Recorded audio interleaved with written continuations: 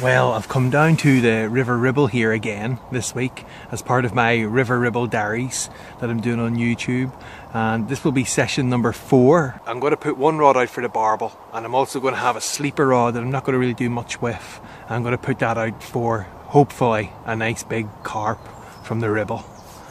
I've had to really fight my way through all the thicket and all the jaggies and nettles, and I've been stung, my legs are aching.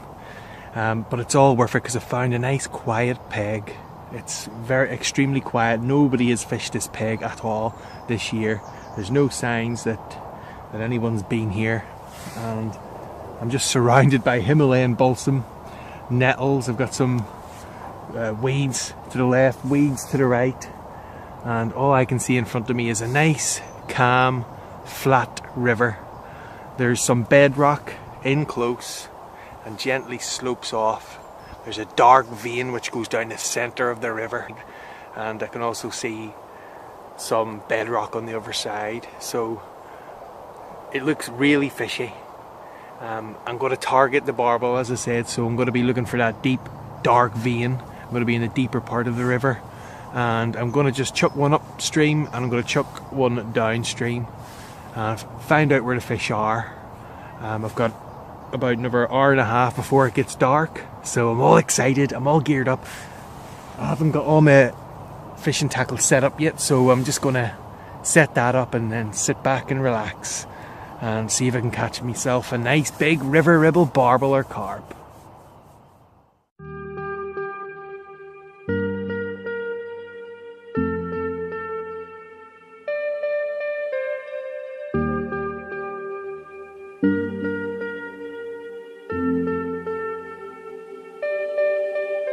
Ready to cast in, but just before I do that, I want to show you what bait I'm actually using. And inside the feeder I've got a multitude of little pellets, all sorts of different flavourings and sizes, from 8mm down to a little 2mm. I've got 4mm mixed in there. I've got the odd fruity boilie in there as well. And I've got some crab flavours, I've got some trout flavours. It's just a complete mix, a bit like a pick and mix if you like. So that should get the barbel grubbing around on the bottom. See, some of these will be heavier, some will be lighter. So the lighter ones will get swept downstream, and that's when the barbel will start picking up the scent and following the little ones. And then as the barbel move upstream, they start finding the heavier ones, which are trundling down even slower, and then the heavier ones still trundling down even slower. So the barbel, it's almost creating a scent trail that goes the whole way down the river. And some of these, they're so small and they'll get trapped in the weed and under stones.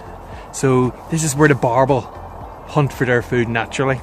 So the barbel will be onto these baits straight away. So if I put a feeder load of each of these pellets out, some trout paste to bring some extra scent, and I've got a pellet on one rod, and I've actually got a little crafty rig for the carp. That's going to be my sleeper rig.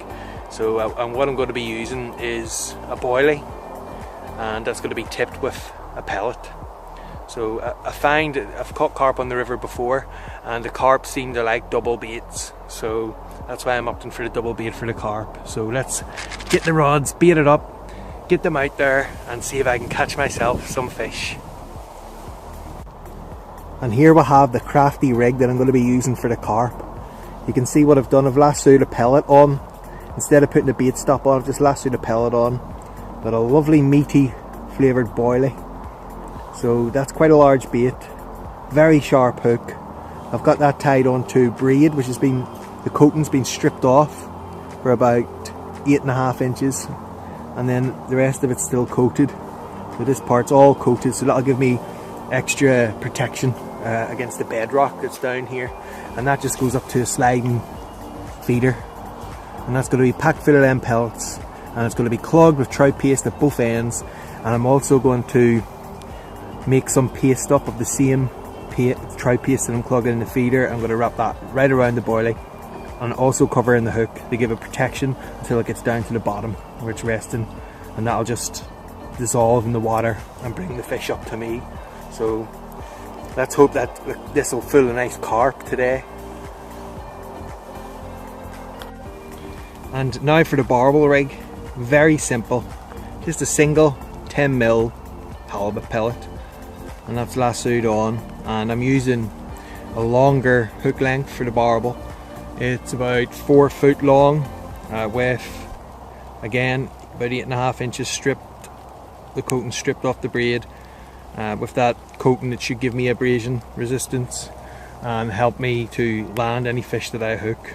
And thinking of fish safety, I've also got, similar to the carp rig, I'm using a running feeder. So this is the big long hook length, and here we have a buffer bead, quick change bead actually, and just a running feeder.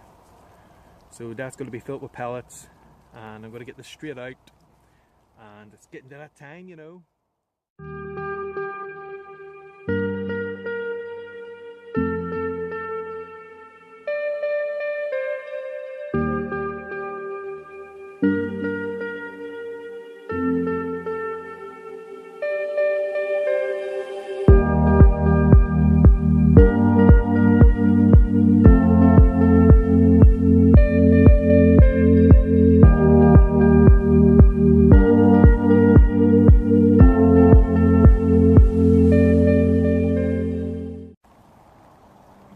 Getting bites already on this right hand rod.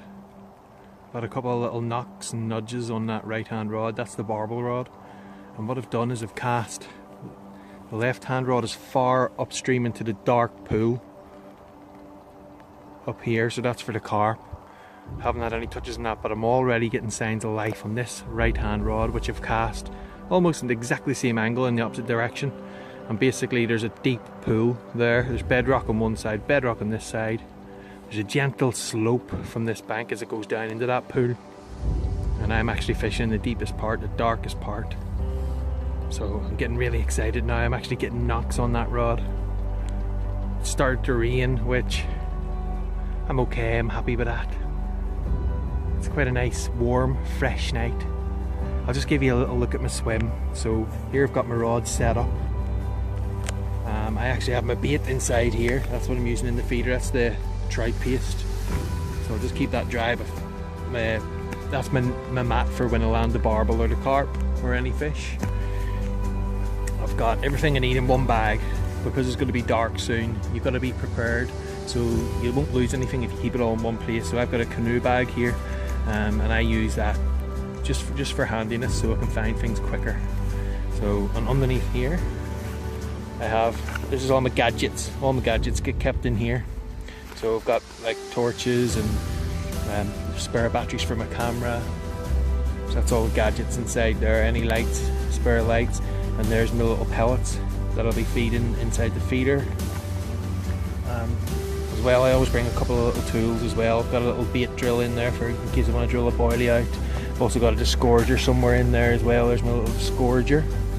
Just keep it all to hand and you're ready then, because it's safer for the fish, and you get the fish.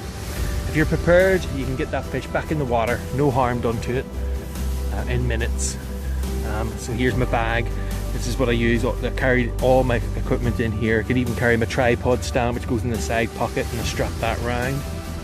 I actually fix a bungee around this so I can put my landing net around there as well. I've got all spare equipment in here should I need it. I don't carry a seat because I'm more of a roving angler. So I mean, this is a DIY thing. You can tell it's been used in painting around the house. So I just use that. That just keeps my little bottom warm when I'm sat on the bank, and it's comfortable. And it means that I can just rove about and move and not carrying any bulky tackle. This is my rod quiver that I use. I've used it for years. It's lasted me a long time. It wasn't that expensive either. So that's what I carry all my rods in. And I always have a very long landing net, because you just never know when you might need it, and fish safety in mind as well. You might have to save a fish, you might have to get out into the river a bit further. Should it get snagged up anywhere, so I always prepare. Got a massive big barbel net on the end of that. That's big enough. And here we have the tripod that I do most of my filming from, so I can lower the size of that down, so if I'm taking pictures of the fish, I'm safe, I'm close to the ground, so I'm not going to drop the fish. And this is my peg. I'm surrounded by Himalayan balsam. Absolutely surrounded. No one's been down here at all. This peg has been used maybe in years gone by, but it's not been used this year, so I'll be the first angler here, which is always a bonus. Still bright up there behind the trees, so got a couple of hours before dark. Yep, I've seen oyster catchers, a lot of pigeons about. I've seen different species of ducks, some species I don't even know the name of. I've seen fish rising and taking flies off the top. It's just been fantastic, so it has. I haven't seen any deer yet, but this is a good spot to see deer. A friend of mine actually seen a deer crossing the river when it was shallow here, when he was fishing in the close season when he was spinning for trout. So that was interesting to see. So I did hear that the deer actually got into this part of Lancashire. They escaped from an estate which is further upstream and over towards Houghton, Blackburn, over that way, and they've managed to get down into the Bruckles Nature Reserve by crossing the river and just spreading out. So that's roe deer. We've also got muntjac deer, which are not a native deer to this country, so they're just one that's been introduced, and I think they're from South Africa, would you believe it? They're only little smallest deer I've ever seen in my life. They're quite dark, and even from a distance they look like goats. So I haven't seen any for a while. I usually go running through the park and I do see them quite often. They're just a joy to watch. The place is alive, absolutely alive with wildlife. You see kingfishers coming up and down here regularly. I haven't seen one yet tonight. I did see one in the last session. But you've got cormorants which come over. A lot of people don't like the cormorants, but it's still nice to watch. And you've also got heron cranes standing further down where it's shallow, and they're fishing in the little shallows down there. It's just a beautiful place to be. So it is. It's quiet, peaceful. I'm not going to get anybody coming down through all this thicket. I don't think they'll chance it. I mean, my legs are still red raw from all the bites I got from last week, and I just added to that. Oh, left hand rod, one. Oh, right hand rod, right hand rod, right hand rod, right hand rod. Yep. I'm in. Fish, it's going. Yes, happy days. Right, I'm gonna have to film this.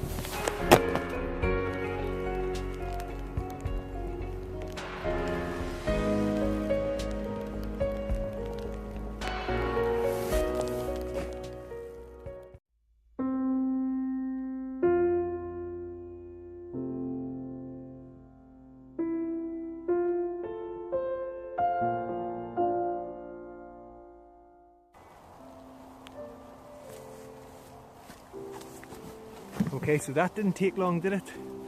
That was lovely. It was only in a few minutes there, and I've got a gorgeous big chub. Lovely big chub. So I'm just going to set this gently down the net, take the hook out, and I'll give you a better look at her before slipping her back. This is the chub that just took the bait, and it's in really good condition. Fantastic condition. Look at the size of that mouth. They're just a lovely fish. I love catching. They're one of my favourite fish. Just put a big smile on my face, and they're just lovely to catch as well. I mean, there's days where you might not get a barbel, or you might be struggling, but usually a chub will always save the day. It's absolutely heaving down my rain right now, but there isn't a happier man in Lancashire. Isn't that just gorgeous? Right, I'm going to slip this one back.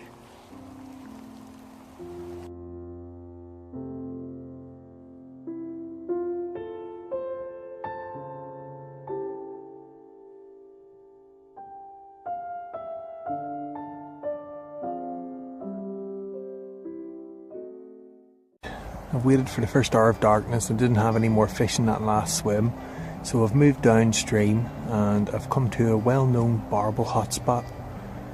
This is where I had the barbel in my last Ribble Diary. So with it being dark, the barbel are going to be on the move. They're going to be hungry, they're going to be searching for food. So I've just put 2 feeder loads into the same areas as I was fishing the last time I was down.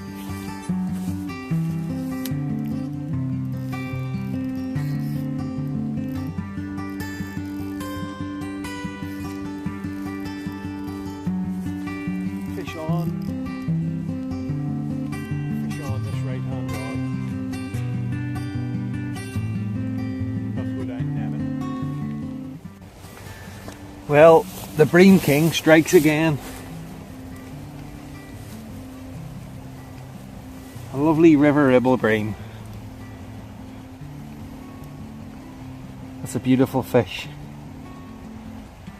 And that's going to go straight back. Let's get a wee photograph.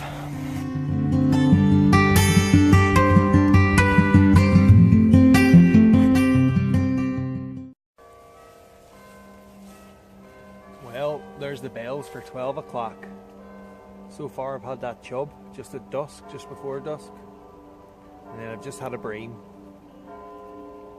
Let's just see if the barbel come on now. It's turned midnight.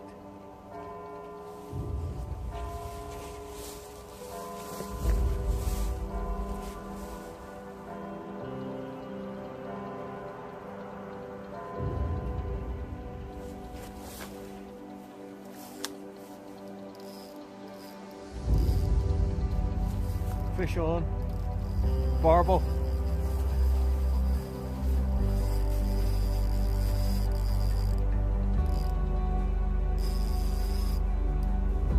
Only just recast that rod in after the bream. I'm straight away into a barbel. On the stroke of midnight as well. I'm going down for this. It's just holding a big fish.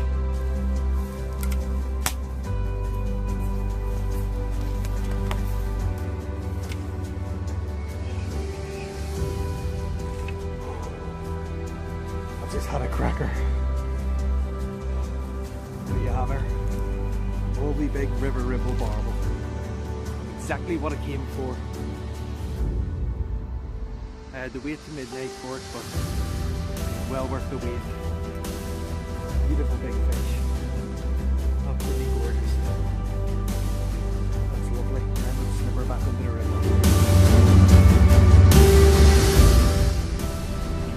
Well, that's me back in the car now, and that ends another wonderful session on the River Ribble.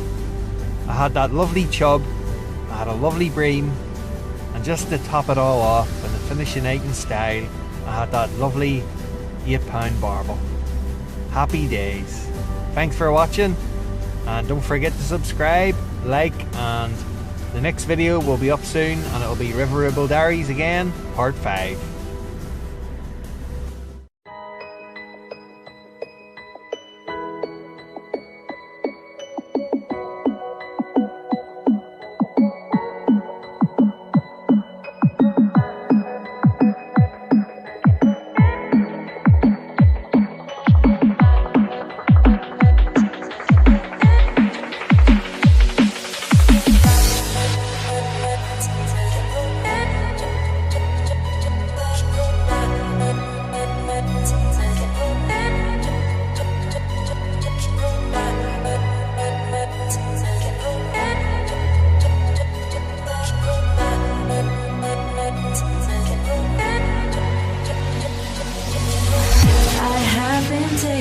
By the words that you say, the voice that carries them has kept me astray.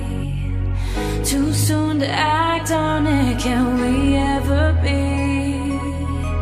That all depends on what you're feeling from me. Let me show you all the way. Let me show